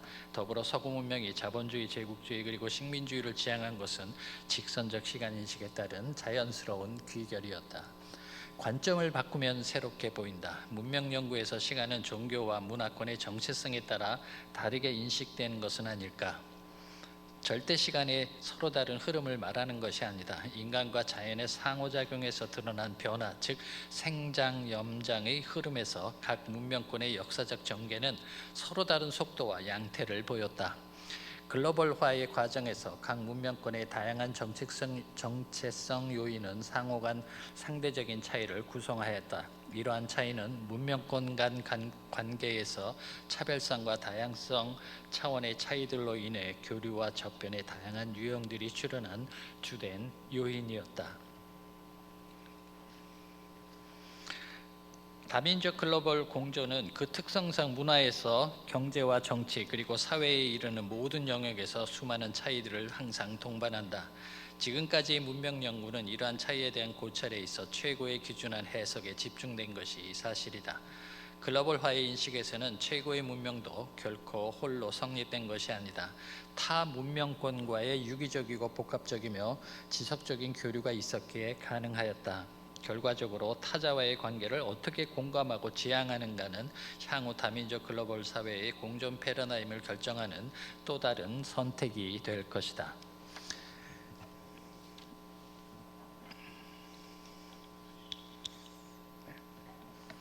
공존과 관계균형의 역사 철학. 관계와 접변의 관점은 역사를 다민족 글로벌화의 여정으로 간주하였을 때 비로소 드러난다. 관계 구도의 각 요인에 대한 개별적 접근보다는 이들의 관계를 가변적 균형의 맥락에서 분석하는 것이 핵심이다. 유동적인 관계 균형의 속성은 관계 요인들의 미래가 서로 간의 다양한 영향을 통해 조각되기 때문이다. 공존에 있어 상호 관계성은 음양오행의 원리에서 목, 화, 토, 금, 수의 타자를 돕고 도움을 받고 견제하고 견제를 받는 것에 비유된다. 음양오행의 구도에서 갈등의 구도가 존재하지만 협력의 원리도 함께 작용한다. 음양오행의 원리는 역사 해석에서 순환론의 시간인식을 내포한다. 순환론은 무한의 단순 반복처럼 보이는 고대 그리스의 순환론이나 왕조 교체의 중심으로 설명된 이슬람 문명권의 순환론, 그리고 아놀드 토인비의 순환적 시간인식과는 다르다. 음양오행의 구도에서 시간은 세대의 반복을 통해 관계 구도와 내용을 달리한다. 아래의 그림은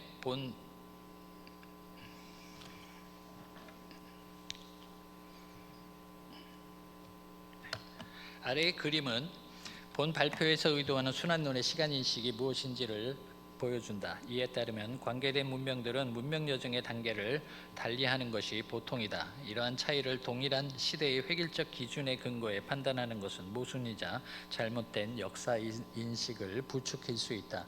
이미 언급한 바와 같이 이들 간에는 차별성과 다양성의 서로 다른 개념의 차이가 공존한다. 본 발표에서는 음양오행의 원리를 역사 연구의 차원에서 첫째, 지속적 관계구도의 성립, 둘째, 관계 주체들 간 차이의 상존, 셋째, 관계의 상보적 원리, 넷째, 관계의 변천을 위한 중재 요인의 개입으로 이해하려고 한다. 그럼 이에 앞서 지중해 역사에서는 어떤 문명교류의 유형들이 실험되었는지 먼저 살펴보기로 하자.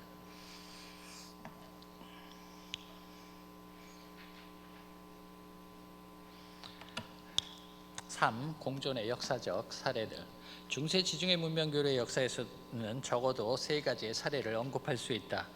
중세 지중해 문명교류는 게르만과 이슬람의 지중해 진출을 계기로 이베리아 반도, 이탈리아 남부와 시칠리아, 그리고 예루살렘의 레반트 지역을 연결하는 문명교류의 열린 경계를 중심으로 전개되었다. 이들의 문명교류 유형이 다양하게 정의되는 것은 각 지역의 지정학적인 상황, 관계 주체들의 차이와 관계 구도의 변천이 다르게 진행되었기 때문이다. 중세 무슬림 이베리아의 역사는 아랍 베르베르 무슬림의 이베리아 공략에서 그라나다의 함락에 이른다. 무슬림의 정복은 비지고트족의 폭정과 이에 대한 이베리아 로마 주민들, 특히 유대인들의 조직적인 저항으로 인해 비교적 신속하게 진행되었다. 사실관계를 살펴볼 때 비지고트족의 이베리아 지배는 상통보다는 일방적이었고 공존보다는 착취와 탄압의 연속이었다. 비지고트족의 문화는 피지배 세력의 수준에 미치지 못했다. 정치적 지배와는 정반대의 관계 흐름을 보였다. 물이 높은 곳에서 낮은 곳으로 흐르듯이 비지고트족에 대한 현지 문화의 영향은 지배 초기부터 크게 작용하고 있었다. 반면 사람이 낮은 곳에서 높은 곳을 지향하듯이 게르만 주민들은 현지 문화에 자연스럽게 동화되는 경향을 보였다. 따라서 비지고트족의 지배 세력이 이를 인위적으로 차단하려고 하지 않았다면 이들 공동체에 대한 외부 문화의 영향력과 공동체 내부의 문화 유동성은 높았을 것이다. 이러한 문화적 상관관계는 비지고트족의 배타적인 지배 정책에 상당 부분 영향을 주었다. 갈등을 증폭시킨 요인들은 종교적인 이유도 있었다. 비지고트족은 아리우스파의 기독교인들이었지만 로마인들은 로마 가톨릭이었고 유대인들은 유대교도들이었다. 이는 비지고트 이베리아 주민들 간의 악화된 역사적 상황이 훗날 무슬림의 중재 요인으로 인해 게르만 지배 이베리아 역사가 새로운 관계구도와 교류의 국면으로 전환되는 주된 요인이었다. 무슬림 지배하에서 지배 세력과 비지고트족 이베리아 주민들 간에 성립된 새로운 관계구도는 갈등과 협력의 상반된 두 흐름을 동반하였다. 비지고트족의 일부는 반도의 북부 산악지역을 중심으로 저항을 계속한 반면 대부분의 주민들은 무슬림 지배하에서 새로운 지배 세력의 수준 높은 삶을 수용하였으며 딘미 제도의 영향으로 비교적 평화롭게 공존할 수 있었다. 후대 학자들은 이에 대해 이베리아 기독교인들의 재정복 또는 평화적 공존의 논리로 해석하였다. 본 발표자가 무슬림 이베리아 800년의 역사를 문명교류의 흐름으로 이해하려는 근본적인 이유는 갈등이 협력의 실마리를, 협력은 갈등의 원인을 제공하면서 세대 변천에 따른 변천의 다민족 글로벌 공존을 지향했다고 판단하기 때문이다. 이 경우 재정복과 평화적 공존은 동전의 양면이다. 이들을 분리해서 생각하기보다는 상호보완성 차원에서 다민족 글로벌의 여정으로 이해하는 것이 바람직하다. 시칠리아는 지리에서 역사와 문화에 이르기까지 지중해의 배꼽에 해당한다. 고대에는 지중해 무역과 항해의 전략적 요충지로서 그리스 도시국가들 페니키아, 카르타고, 에트루리아 등에게는 반드시 차지해야 할 대상이었다. 이러한 지리적 중요성은 로마 시대에도 계속되었으며 알프스 이북과 지중해를 농업과 무역을 통해 이어주는 교차점이었다. 또한 7세기 무슬림의 지중해 진출을 계기로 유럽 기독교 문명권과 아랍 베르베르 무슬림 문명권의 열린 경계이자 동시에 닫힌 경계의 중심에 위치하였다. 중세에도 시칠리아의 역사는 적어도 지리상의 발견과 대항해 시대가 도래하기 전까지 지리적 경계, 문명 간 경계의 정체성을 유지하였다. 로마의 몰락 이후에도 외부 세력들의 지배는 계속되었다. 이러한 이유로 관계구도의 성립에 따른 문명교류에 있어서는 중첩의 교류로 정의될 수 있는 기간도 있었지만 전반적으로는 외부 세력의 착취와 강제에 따른 중첩 또는 편해의 문명교류 유형으로 점철되었다. 예루살렘은 지중해에서 성립된 세 유일신 종교 모두의 신성한 공간이다. 백투백, 즉 서로 등을 맞대고 있는 공존 형태의 공존 유형은 궁극적으로 유일신 종교의 타 종교에 대한 배타성에서 기인하였다. 다른 종교를 수용하거나 인정한다는 것은 곧 자신의 신앙과 종교적 정체성을 부정하는 것을 의미한다. 이러한 관계 구도에서는 배타성의 성향 이외에도 선악의 논리가 필연적으로 제기된다. 유일신 신앙의 공통점에도 불구하고 유일신을 달리한다는 작은 차이, 즉 유사성의 함정은 이 도시의 역사에서 화합과 상통의 교류 유형이 성립되지 않은 근본적인 원인에 해당한다. 고대 지중해 역사에서 다신교 문명 간 교류의 시기였다면 다신교 문명 간 교류의 시기였다면 게르만과 이슬람의 등장은 유일신 종교 문명 간 교류의 실험이었다. 우리 시대의 종교와 종교 이념 간 갈등을 고려할 때 우리는 아직도 중세 종교 문명 간 교류의 연장선상에 있다. 유일성의 개념은 긍정과 부정의 두 상반된 의미를 가진다. 긍정은 독창성과 최고의 가치에 대한 평가이지만 부정적으로는 비타협적인 성향을 가진다. 종교에 있어 유일신교의 특징은 이와 비슷한 논리에 따른다. 특히 신자들에게는 긍정의 차원에서 비교 불가와 비타협적 우월성에 대한 확신을 정당화시킨다. 오늘날 예루살렘의 역사는 유일신교들의 공존을 대표하며 과거 십자군의 연장선상에서 오늘날까지도 갈등과 대립의 현장으로 기억되고 있다. 하지만 예루살렘은 레반트 지역의 중요한 교육 도시였으며 이미 고대부터 지중해와 인도양 그리고 중동 북아프리카를 이어주던 경제와 문화 그리고 지적 전통의 통로이자 교류의 열린 경계이기도 했다. 우리는 이 점을 함께 기억할 필요가 있다. 4.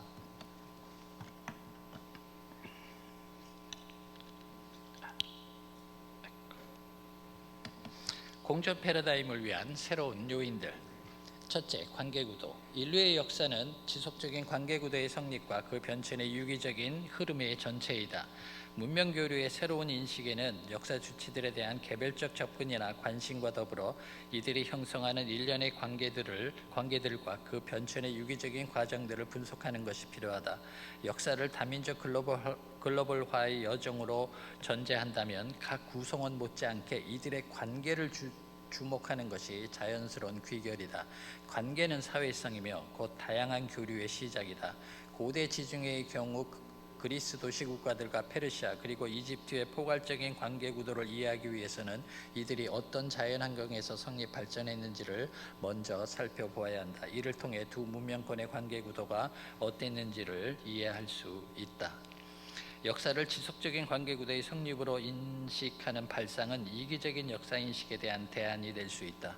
유럽 중심주의, 아프리카 중심주의, 오리엔탈리즘, 아시아 중심주의 등은 사실상 민족주의 버전의 새로운 유형에 불과하다. 심지어 인종적이고 생물학적이며 유전학적인 비유와 해석은 지난 18세기 이후 다민족 글로벌 사회를 심하게 왜곡시켰다. 그리고 누구에게는 지배의 정당성을 제공했지만 누구에게는 피지배의 고통이었다. 이러한 해석은 궁극적으로 우리를 공존 공생에 이르지 못하게 만든 주된 원인이었다. 교류에는 동반자의 존재가 필요하다. 다시 말하지만 인간은 사회적 동물이다. 이긴 자는 모든 것을 차지한다는 발상은 인간의 사회성이 가지는 상대성과 관계성을 이해하지 못한 결과이다. 2. 차이는 어디에나 항상 존재한다. 개인이나 사회에도 예외가 아니다. 전자는 동체음향에, 후자는 이체음향의 원리에 따른다.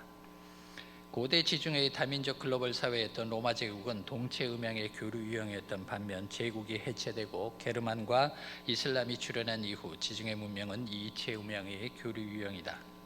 차이는 상반된 요인들의 공존이다. 하나의 흐름에도 상반된 차이의 요인들은 병존하며 함께 작용한다. 요인들의 실체와 이들의 균형 상태가 달라질 뿐이다.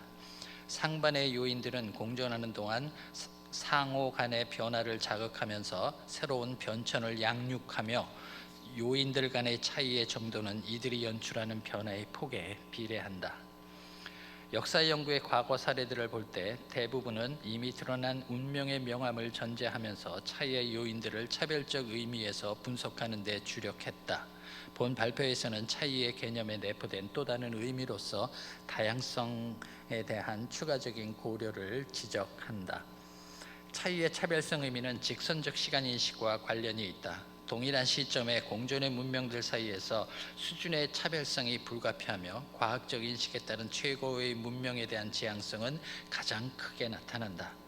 오늘날의 유럽 중심주의에 근거한 역사 해석, 즉 이성과 논리에 치우친 역사 해석은 이러한 차별성의 의미에 근거한 것이라 해도 틀린 말이 아니다. 반면 차이의 다양성 측면은 순환론의 시간 인식에서 잘 드러난다. 근본적으로 서로의 발전 정도와 정체성을 달리하는 문명들을 보다 발전된 문명권의 기준에 따라 판단하고 이를 근거로 모든 문명 간 관계를 정의하는 것이 공존의 차원에서 최선인가에 대해서는 신중해야 한다. 역사 연구에서는 삶의 모든 양태에서 드러나는 요인들이 함께 고려되어야 한다. 프랑스의 역사학자였던 자크 르고프에게 교회의 시간과 세속의 시간은 다양성과 차별성이 교차하는 것이었다. 다양성 차원의 인식은 문화의 영역에서도 잘 드러난다. 예를 들어 K-컬처를 우열의 시선으로 바라보는 사람은 아무도 없다. 다양성 차원의 문화 간 차이에 속하기 때문이다. 3. 상호작용.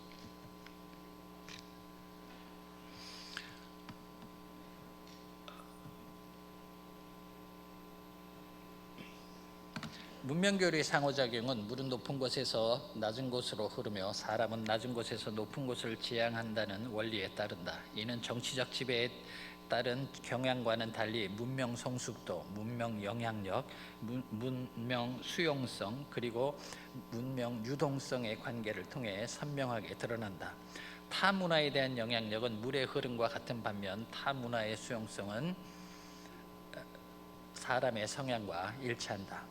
무슬림 이베리아의 역사에서 이베리아 주민들에 대한 무슬림의 영향력은 상대적으로 더 강했으며 이러한 현상은 삶의 모든 분야에 걸쳐 일관되었다. 반면 타 문화 수용성은 이베리아 주민들 사이에서 두드러졌으며 공동체 내의 문화 유동성도 마찬가지였다. 이러한 구도에서 관계작용은 상보성의 원리에 따른다. 산업혁명 이후에 근대 문명은 고, 중세, 지중해 문명교류의 결실에 해당하는 르네상스를 단순한 서양 문명의 위대함으로 해석되었다. 이는 실제로 부분이 자신이 포함된 전체를 대변하는 논리의 불완전함에 해당한다. 그 결과 14, 16세기 르네상스가 유럽 기독교 문명권과 중동 아프리카 이슬람 문명권의 관계구도가 성립되면서 자연스럽게 드러난 차이의 요인들과 이들로 인한 두 문명 간 상보적 작용의 결과라는 사실이 왜곡되었다. 4. 중재 요인.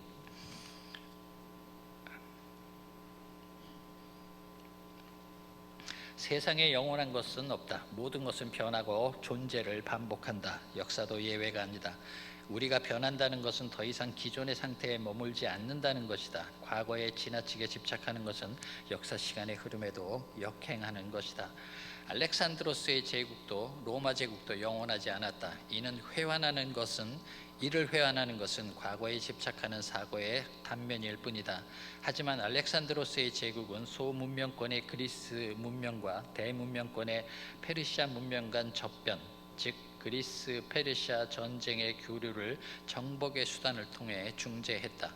그가 중재한 문명유산은 지중해와 알프스 이북의 지역 그리고 북아프리카와 중동에 걸쳐 제국을 건설한 로마를 통해 고대 지중해 문명으로 발전했다. 이러한 사실은 로마 제국이 고대 그리스 도시들의 민해와 재정을 모두 계승한 사실을 통해 잘 알 수 있다.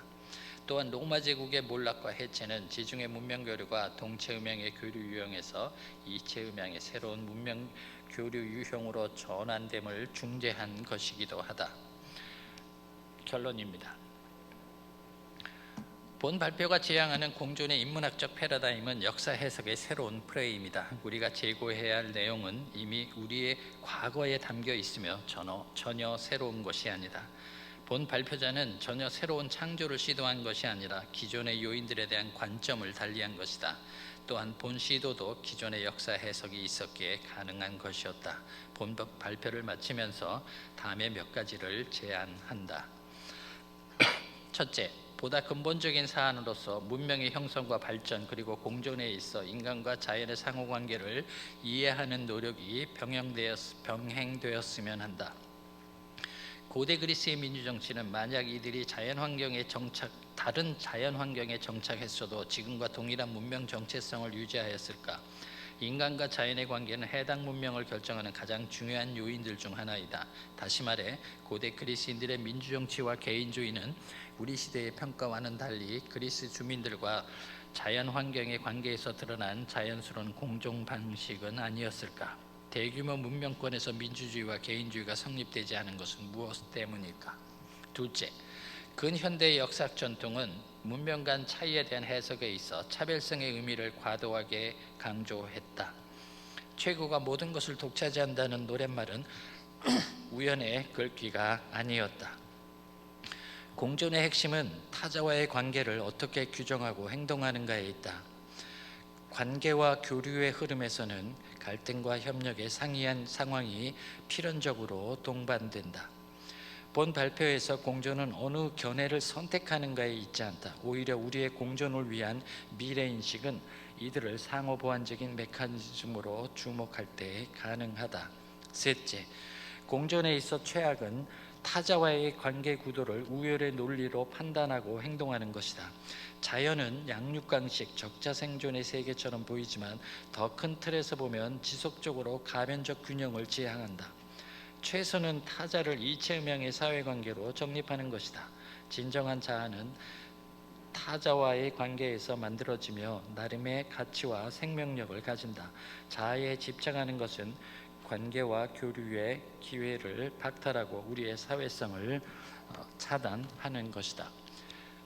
제가 결론적으로 말씀드리고자 하는 것은 만약에 우리가 살고 있는 시대가 위기의 시대라고 누군가가 이야기한다면 저는 그 원인이 타자의 가치를 우리가 상실한 데서 이런 위기가 성립되지 않았을까. 즉 그런 의미에서 저는 교류의 관점에서 발표를 했고 그 대상으로 지중해 역사 일부를 여러분들에게 소개해 드렸습니다. 그 무엇보다 타자의 가치, 즉 나의 변천과 발전에 꼭 필요한 타자들의 그 가치를 회복하는 것이 굉장히 중요하지 않을까. 그게 궁극적인 결론입니다. 길게 얘기해서 죄송합니다. 감사합니다. 好，非常感谢那个金先生精彩的演讲他从这个强调从这个关系格局和互动关系，还有就是这种互动共存的这种视角下来看待解释这个文明的这种差异性。实际上，他也为人类文明要解决将来我们人类文明如何和谐发展，我觉得提供了新的思路，而且他提出了他自己的这个阴阳五行原理的一种解释模式同时呢也提出了非常有建设性的建议非常感谢金先生。那下面呢有请中国社会科学院古代史研究所的许一华先生做评议有请。好，这位老师好，感谢金正和先生给我们所做的精彩演讲。人类文明已经进入全球化时代，如何认识21世纪人类文明的趋势和道路，是应该我们值得关注的一个问题。金正和先生21世纪的文明交流与共存范式，正是基于未来人类共存的一个思考。人类社会的存在是人类社会是存在冲突和对立的，但更多的是合作共存。基于人类冲突与对立的历史研究所形成的观念是文明优劣论和文明中心主义。文明优劣论和文明中心主义忽略了历史主题之间的共存与合作关系。其实人类历史是人类社会的一个共存过程，人类历史也是全球多民族全球化的过程，应该把共存关系作为历史研究的基础和出发点。认识人类的共存关系，并不只是考察社会的基本框架和结构，而是注重历史主体之间的共存交流，以及他们之间的机制，以及进行交流和共存的机制。目前学术研究的基础是欧洲的知识体系，而欧洲的知识体系是基于线性的历史观和时间观。世界各个文明发展的历史进程和社会形态是不一样的，所以他们的时间观也并不一致。各个文明之间存在巨大的差异。最优秀的文明不是独立发展起来的，而是与其他文明共存，并得益于与其他文明进行有机的、综合的和持续的交流，由此而形成更高层次的文明。决定历史发展的不是社会的框架关系，而是整个社会和文明体中的可变平衡机制。金先生利用阴阳五行学说来说明这一平衡机制。阴阳五行学说是一种可变平衡理论，通过阴和阳的独立和互相依存的关系，以及五行之间生克的机制，最终形成一个循环的理论体系。在这个体系当中，表面上看，时间和历史是在一代一代的重复，但实际上内中所包含的各种因素是相互独立、相互影响的。在动态的变化过程中，其间的格局和内容已经发生了实质性的变化。历史不是线性的前进，而是动态的、循环的演进。阴阳学说可以作为历史认识的一种机制，其中由阴阳观念出发，我们可以看到事物分为一体阴阳和同体阴阳的关系。各个文明也可以用阴阳一体和阴阳同体的关系来表述。历史上出现过多种文明共存的模式。金先生列举了伊比利亚半岛的汉化模式、西西里半岛的重叠模式、耶路撒冷的背对对模式。各个文明之间的他们都是有共存关系，而且互相之间是互相影响的。那么在影响文明共存的诸多因素当中，有几个因素是值得关注的。一个是文明之间的关系格局，在这一个因素当中，要重点去除中心化、唯一性的和中心主义的影响。第二个是各个主题之间是存在差异的，在同一单位之间，我们可以视作是同体阴阳关系；不同单位之间可以视作是异体阴阳关系。各个文明之间是互动和互补的一种运动的动态的关系。另外，金先生还提出，在研究时候的建议，就是要关注人和自然之间的关系，关注共存体系当中相互之间的关系。另外呢，还是要还提议用阴阳、一体阴阳或同体阴阳之间的表述来确定不同主题的之间的关系。金先生的论文为认识当今的那个人类社会以及未来的历史发展提供了一个很好的一个模式。我们看到本文把阴阳五行学说所呈现出的阴阳动态平衡机制与五行之间的生克互通机制合在一起，提出了一种划分人类历史主体的一个模型。而用这个模型，我们可以很好的去除以往历史认识当中的优劣论、唯一性和中心主义。用阴阳学说各自独立的依赖关系，说明人类社会与历史之间的相互依存关系，证明人类历史是一个互相共存、互相依赖的历史。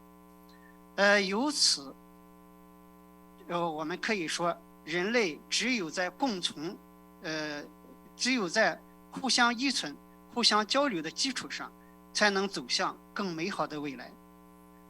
本文既有学术哲学思维，同时也赋予人文关怀。从历史学的视角，梳理了人类社会的过程，以及并对未来进行了展望。本文取得了很大的成就，但是我们也看到还有一些值得进一步推进的地方。我们看到金先生提出这一个问题，很大程度上是消弭不同文明之间的各自表述和认知惯性，以达成更广泛的人类认同。可是在用同体阴阳和异体阴阳这个概念的时候，我们要知道它更多的是消除文明之间的分歧和对立，但如何促进人类建立更广泛的认同，单纯的这样一个哲学化概念，还是难以完成的。另外，从学术研究的本身出发，如何用宏观的历史模式讨论，在形成宏观的历史模式讨论以后，如何把这一模式运用到具体的研究当中去，转化成更具体的成果，为具体的社会事务做指导，也是需要进一步研究的问题。最后呢，我做一个统一的说明。我有幸参与评议了金基协先生的《后国家时代的历史学》和金正和先生21世纪的文明交流与共存模式，从中学到了很多的知识，受到了很大的启发。但是由于我自身学术水平的原因，以及语言上的障碍，我可能把握的不是非常的清楚。如果有理解不当或者是表述不清的地方，也请大家谅解。好，非常感谢。好，非常感谢徐玉华先生的评议对那个金先生的研究也做了很深入的解析和进一步的提升和高度的肯定当然也提出了两个希望能够进一步研究的问题。那今天我们虽然时间已经比较长接近结束的时间，但是我想如果两位韩国的先生，两位金先生有没有什么需要回应的如果有的话还可以进行回应。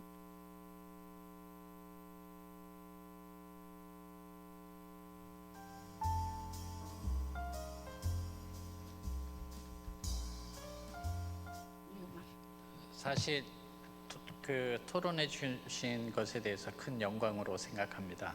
특히 제가 한중 인문학 포럼에 신청한 이유도 그 음양오행과 관련해서 중국 학자들의 견해를 좀 듣고 싶었었습니다. 대단히 만족하고 더 겸손하겠습니다. 사실 더 제가 토론할 건 없고 토론자 선생님께서 성의껏 진심이 보이는 마음으로 제 글을 읽어주신 것에 대한 답례로 예의상 나와서 한 말씀 드리는 것뿐입니다. 다만 상반이 응합된다는 원리가 수없이 많은 민족들이 다양한 형태로 공존하는 우리의 글로벌 사회에 문제점들이 발생한다면 하나의 구체적인 대안으로 우리가 조금은 철학적인 의미에서 생각을 해봐야 되지 않을까, 그런 생각을 답변으로 말씀드리겠습니다. 감사합니다. 谢谢金先生。 네, 저도 감사합니다.